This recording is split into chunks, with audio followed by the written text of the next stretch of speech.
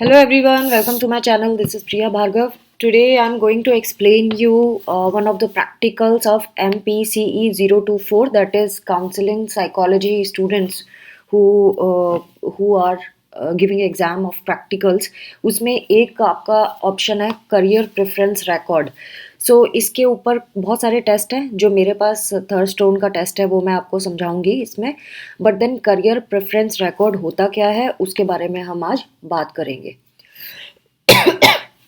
सो career planning जो होती है ये वो स्टेज है जहाँ पे हम अक्सर यूथ को और जो सेकेंडरी स्कूल के स्टूडेंट्स हैं उनमें देखते हैं कि टेंशन होती है कि क्या बनोगे बेटा वाली बात.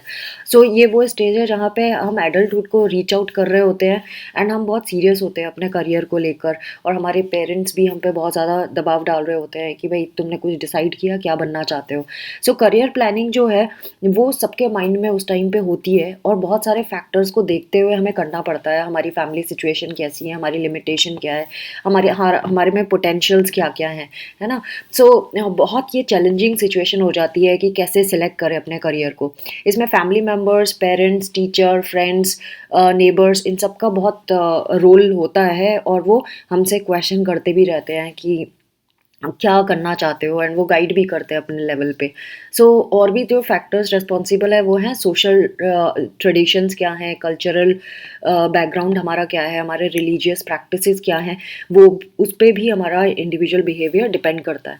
सो राइट करियर चूज़ कर लें, उससे क्या होगा, उससे ये होगा कि हम सेटिस्फाइड फील करेंगे अपनी लाइफ में, हम हैप्पी फील करेंगे, हम अपना मन लगा के काम करेंगे. एंड जब हमारी जो भी हम करियर चूज़ करते हैं उसमें हमारे प्रेफरेंसेस क्या हैं, हमारी एबिलिटीज़ क्या हैं, इंटरेस्ट, स्किल्स, ये सारी चीज़ें क्या हैं, हम किन वैल्यूज़ को कैरी करते हैं, हमारी पर्सनालिटी कैसी है, इतनी सारी चीज़ें डिपेंड करती हैं. तो एक टेस्ट है जिसे करियर प्रेफरेंस रिकॉर्ड कहते हैं, CPR.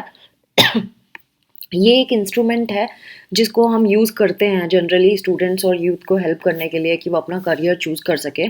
सो CPR में 10 मेन एरियाज़ के बारे में बात की गई है, जैसे mass communication, journalism, artistic designing, technology, science, ये सारी चीज़ें आप लिस्ट में देख सकते हैं, आपकी मैनुअल में ही है ये सारा.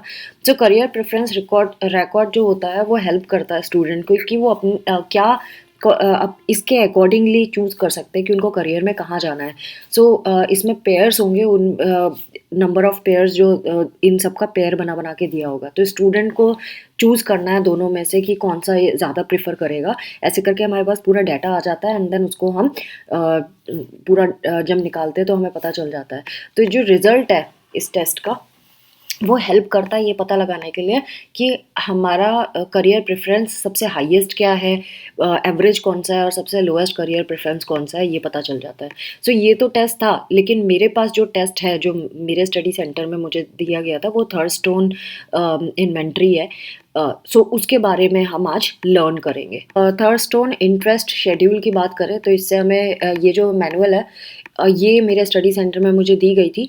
सो इसको हम समझने की कोशिश करेंगे कि इसमें क्या दिया हुआ है. तो थर्ड स्टोन इंटरेस्ट शेड्यूल जो है ये बड़ा इंटरेस्टिंग है और इसमें स्टूडेंट खुद ही कैलकुलेट कर लेगा अपना इंटरेस्ट के बारे में. इसमें काउंसलर भी कर सकता है एंड करियर काउंसलर भी कर सकता है एंड वो स्टूडेंट खुद भी कर सकता है. ये एक तरह की चेकलिस्ट है जिसमें सिमेट्रिकली सब कुछ दिया हुआ है, जितने भी वोकेशंस अवेलेबल हैं उसके बारे में बात की गई है. सो अपने इंटरेस्ट के हिसाब से स्टूडेंट उसको मार्क कर सकता है. तो ये सुटेबल है सीनियर सेकेंडरी स्कूल के लिए, सेकेंडरी स्कूल लेवल से लेके अबव एडल्ट्स भी इसको ट्राई कर सकते हैं. सो इसका प्लान क्या है, जो वोकेशनल इंटरेस्ट शेड्यूल है इसमें 10 मिनट से भी कम लगता है. ठीक है, तो इन्होंने बताया भी है कि ये जो स्कोर है जो हम जब काउंट करते हैं मार्क्स तो रोज़ एंड कॉलम्स के हिसाब से वो टेबल दी गई है. अभी मैं टेबल भी आपको दिखाऊंगी किस तरह से है और स्कोरिंग भी बड़े आसानी से कर सकते हैं. और इसमें जो पेज होगा वो 11/7 इंचेस का पूरी शीट होती है जिसमें इन्होंने बोला 4 फोल्ड है पेजेस के, बट मैं दिखाऊंगी कि किस तरह की पूरी शीट होती है. स्क्वायर बॉक्सेस होते हैं उसमें, टोटल 10 रोज़ एंड 10 कॉलम्स हैं. तो 10 रोज़ एंड 10 कॉलम से पूरा 100 बॉक्स बन जाते हैं और हर एक बॉक्स में पेयर दिया हुआ है करियर का. और वो करियर इस तरह से, वोकेशंस इस तरह से मेंशन किए हैं, वोकेशनल फील्ड, कि दोनों में से कोई एक ही सही हो सकता है, दोनों एक दूसरे के कंट्रास्ट है उस बॉक्स के अंदर। सो इस तरह से जो ऑक्यूपेशनल फील्ड को चूज़ करना, कंपेयर करना बड़ा ईजी हो जाता है किसी के लिए भी, और उसको पता चल जाता है कि मुझे किस तरह से इसको चूज़ करना है। तो वो अपने हिसाब से उसको एनसर्कल करते जाएंगे, जो उनकी चॉइस है, और जो उनको बिल्कुल नहीं चाहिए उसको क्रॉस करते जाएंगे।